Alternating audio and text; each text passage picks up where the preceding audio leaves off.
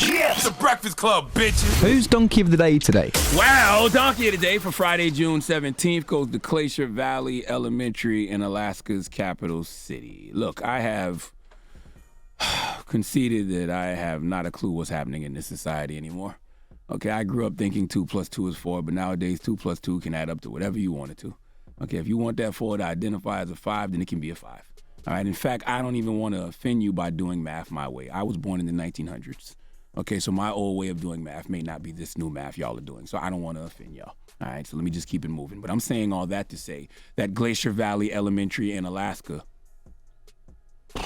served floor sealant instead of milk at a daycare summer program. I repeat, Glacier Valley Elementary in Alaska served floor sealant instead of milk at a daycare summer program.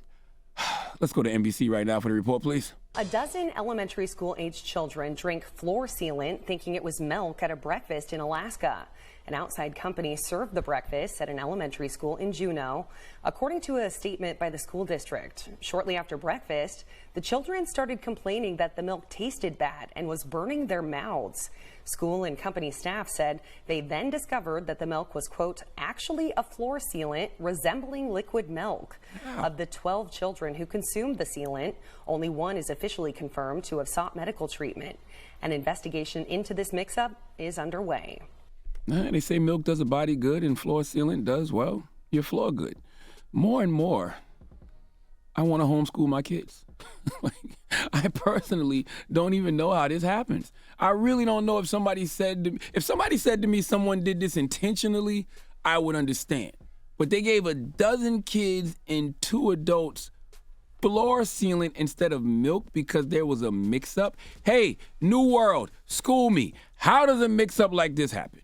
Are you keeping floor sealant in your fridge next to the milk? Are you keeping the milk next to the floor sealant in the garage? Okay, they sell floor sealant at Home Depot and Lowe's, but I don't think they sell milk at Home Depot and Lowe's. I don't see how there could be a mix-up, okay? Because I've seen Duracell before. I've seen Rust-Oleum. I've seen Minwax, and I can promise you they look nothing like Stonyfield or Great Value brand milk from Walmart, all right? So I don't see where or how the mix-up could happen. Now, Dr. Weiss is the school superintendent of this area, and she did an interview with the KINY Morning Show to explain how this happened. Let's listen. One thing that's a bit of a misnomer, when we all think about milk in schools, we think about small cartons of milk. But in this particular case, it was milk that was being served through a dispenser. And so the milk, one of the problems was that this sealant was delivered on the same pallet as milk pouches. So if you think about a dispenser that you might see in a restaurant or a cafeteria, it was large pouches of milk, and on the same pallet were boxes of pouches of sealant, and that's where the mix-up occurred. And so the sealant was put into the dispenser, and then cups were filled from there. Personally, milk would make me just as sick as floor sealant because I'm lactose intolerant. Okay, floor sealant makes your mouth burn. Milk makes my stomach and ass burn.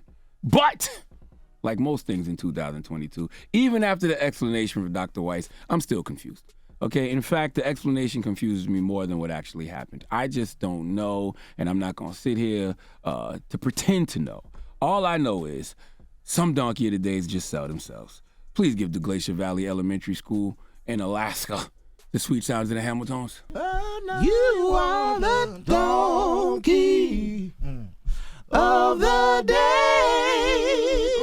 You are the donkey of the day. Yee-haw. More and more, I want to homeschool my kids. Well, hopefully all those kids are okay. Because people simply just don't care anymore. That's a hell of an oversight. All right. Well, thank you for that donkey today, sir. Mm-hmm. Now, when we come back, it's Friday, so you know what that means. It's Freaky Friday! Yes, Freaky Friday. And today's Freaky Friday question. Are feet a deal breaker? Now, Yee came up with this topic. Talk to us, Yee, about this. Yes, a lot of guys really care about what a woman's feet look like. And they want to make sure, your feet aren't busted. And women have that issue with men, too. But we were talking about this on Lip Service with Kalen For Real. He said feet are a deal breaker for him. And Envy, I know you're very proud of your feet. You're constantly posting them on social media. And you have a page for them. And people have been creating pages for your feet. But a lot of people have this foot fetish. They want to rub feet. They want to suck toes and all of that. No, I don't post my feet. When I'm on the beach, I post a picture of myself and my feet are in it. So I just don't randomly post feet pics and, want people to, I guess, please themselves for my feet. But, I mean, they're posting my feet, and my feet have their own Instagram page, and I want people to stop. But Please yourself to your feet. People masturbating the toes? yes. Yeah, they definitely do. It's a huge business. People actually have OnlyFans pages with just their feet on them. I had to shut down like 3 pages. Envy's feet, Envy's pretty Yeah, it's feet, a Envy's huge- cute toes. Like, it's Huge crazy. business. Here's Kaylin talking about it on Lip Service. I'm gonna look at your feet first. You feel me? Before I look at anything, like I'm not gonna really talk to you or get invested if I can't see your feet. What if she got is that Tim's like a on? slight fetish Huh? thing? Nah, I ain't gonna never talk to no girl with ugly feet. Like, never. But what do you consider ugly feet? Because some girls may think they have pretty feet until you tell them otherwise.